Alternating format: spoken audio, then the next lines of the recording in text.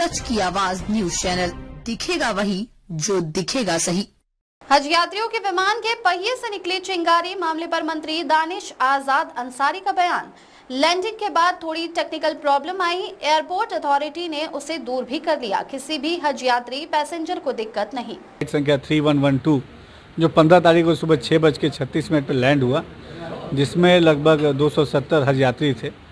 Land होने के बाद लैंड जब पूरी प्रॉपर तरीके से लैंडिंग हो गई, उसके बाद कुछ टेक्निकल छोटे से एक दो समस्याएं दिखी एयरपोर्ट अथॉरिटी को, जिसको तुरंत ही एयरपोर्ट अथॉरिटी ने उसको रिजॉल्व भी कर लिया। उस इशू को कहीं कोई समस्या नहीं हुई, पूरी सुव्यवस्थित तरीके से सारी चीज़ें चल रही हैं। और जो थोड़ी बहुत टेक्निकल समस्या जो आई थी उसको तुरंत ही एयरपोर्ट अथॉरिटी द्वारा दूर कर लिया गया।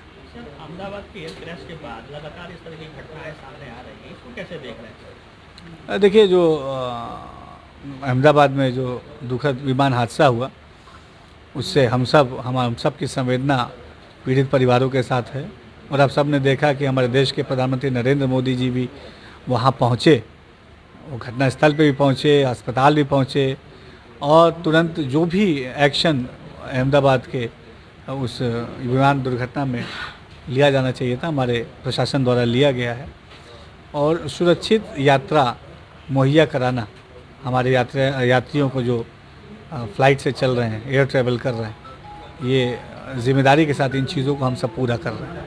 सर, आप हज यात्री थे, आप बोर्ड के चेयरमैन भी उत्तर प्रदेश के, इस हैसियत से कैसे देखते हैं इसको? देखिए, पूरी जो हज यात्रा का सफ़र हुआ, जिसमें लगभग उत्तर प्रदेश से 14,000 हज यात्री उत्तर प्रदेश से गए।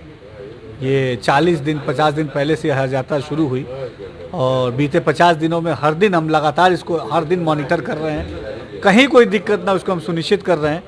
एक जो हज ये जो लैंडिंग में कल 15 तारीख को जो SV 3112 जो सऊदी एयरलाइंस जो लैंड हुई, उसमें लैंड होने के बाद, लैंडिंग के दौरान नहीं, टेक ऑफ के समय नहीं, लैंडिंग के समय नहीं, लैंड होने के बाद जब खड़ी हो गई फ्लाइट, उस समय कुछ टेक्निकल दिक्कत, बहुत माइनर दिक्कत आया, जिसको तुरंत ही वहाँ के अथॉरिटीज़ ने दूर भी कर लिया है। और कोई भी हमारा हज यात्रियों को या किसी भी पैसेंजर को कोई दिक्कत नहीं हुई। सारी चीज़ें बहुत सकुशलता के साथ संपन्न हो रही हैं। छोटी सी हादसा, बड़ा हादसा हो सकता था सर। हम वहाँ पे देखिए सारी प्रिकॉशंस लिए गए।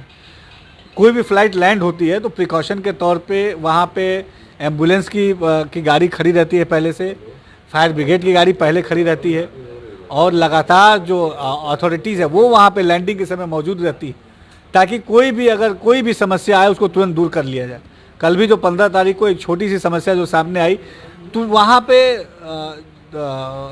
आसपास तमाम अथॉरिटीज़ मौजूद थे, तमाम जो है राहत के जो जितने इक्विपमेंट्स होने चाहिए वो पहले से मौजूद थे। हालांकि किसी चीज़ की कोई ज़रूरत नहीं पड़ी, फायर ब्रिगेड की गाड़ी भी मौजूद थी। सारी चीज़ें हमने पहले से ही, जितने भी हज यात्रियों की फ़्लाइटें लैंड हो रही हैं, तो लैंडिंग के समय ही सारी चीज़ें वहाँ पे मुहैया रहे। एम्बुलेंस से लेके, फायर ब्रिगेड से लेके पहले चीज़ें सुनिश्चित कर हम लोगों ने की हुई है, और इसीलिए सारी चीज़ें बहुत सुव्यवस्थित तरीके से हो रही हैं। देखिए, माइनर सा ये चीज़ें हुई, इस दिशा में एयरपोर्ट अथॉरिटी आपको ज़्यादा अच्छा जवाब देगा। हमने तमाम चीज़ों को एयरपोर्ट अथॉरिटी को अवगत करा दिया है। फर्दर जो भी इसमें डेवलपमेंट होगा, एयरपोर्ट अथॉरिटी आप सबको अवगत कराएगा। आगे से कोई इस तरह की फ्लाइट अगर हज यात्रियों को लेकर के जाता है, किसी तरह का दिशा निर्देश लगातार चल रही है। हज यात्रियों की वापसी की चीज़ें लगातार चल रही हैं, और किसी को कोई दिक्कत ना हो इसको हम सुनिश्चित कर रहे हैं।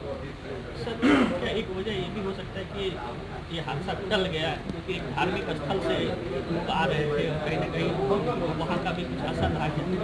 देखिए, मैंने बताया कि ये बहुत छोटा सा एक टेक्निकल इशू था, और जिसको समय रहते तुरंत ही एयरपोर्ट अथॉरिटीज़ वहाँ बताया ना कि सारे लोग वहाँ मौजूद थे। एयरपोर्ट अथॉरिटी ने बहुत अच्छा रिस्पांस देके तुरंत जो भी समस्या थी उसको रिजॉल्व कर दिया। धन्यवाद। वहाँ के एयरलाइंस, वहाँ की सरकार से भी किस तरह की बात हो रही है क्या सर, कि आगे से ऐसी जो भी फ्लाइट्स आए उसको टेक्निकली और पूरी तरह से चेक करने के बाद ही हज यात्रियों को भेजा जाए? नहीं, सारी चीज़ें पहले ही से चेक होती हैं, और हज कमेटी हमारी और माइनॉरिटी वेलफेयर डिपार्टमेंट लगातार दिल्ली से भी, मुंबई में जो हमारा हज कमेटी का ऑफिस है, और सऊदी में भी लगातार हमारी बातचीत हमेशा चल रही है। पहली फ़्लाइट हमें लगता है कि 4 दिन पहले जो तारीख था, 4 दिन पहले पहली फ़्लाइट आई, 12 तारीख को पहली फ़्लाइट आई और 12 तारीख से लेकर 29 तारीख तक लगातार वापसी का सिलसिला जारी है। और ये हर चीज़ सुव्यवस्थित तरीके से उसको हम सुनिश्चित कर रहे हैं। इसको लेकर के लगातार सऊदी अरबिया से आप लोग संपर्क में है? नहीं, वहाँ पे माइनॉरिटी वेलफेयर डिपार्टमेंट जो सेंट्रल गवर्नमेंट का हमारे, वो लगातार इन चीज़ों के सऊदी एयरलाइंस हो या सऊदी गवर्नमेंट हो, केंद्रीय अल्पसंख्यक कल्याण मंत्रालय इन चीज़ों को लगातार देख रहा है।